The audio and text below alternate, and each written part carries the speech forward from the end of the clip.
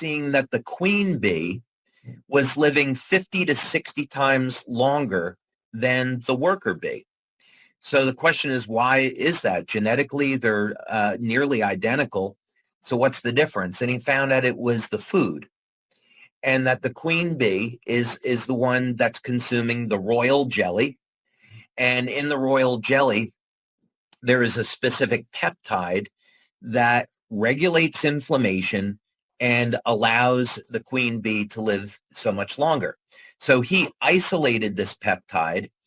He injected it into a worker bee, and just one injection of this peptide allowed the worker bee to live 5 to 6 times longer than normal. So we say, well, why don't human beings, live, a couple hundred years? And interestingly, the reason is because this peptide is produced in the liver, and it begins to decline at about age 30. So we lose the advantage of this. Maybe we could find a way to turn it back on, and that's what the Aeon patch became.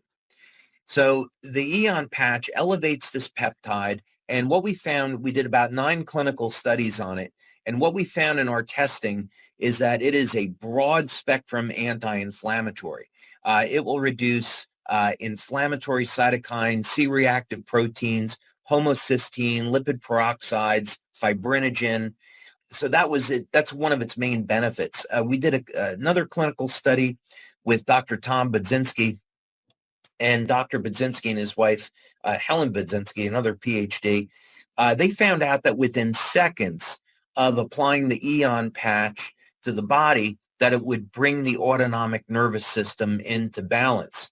And this is why when people wear the Aeon patch, first it reduces the stress on the nervous system, and then it begins to elevate antioxidants and reduce inflammation.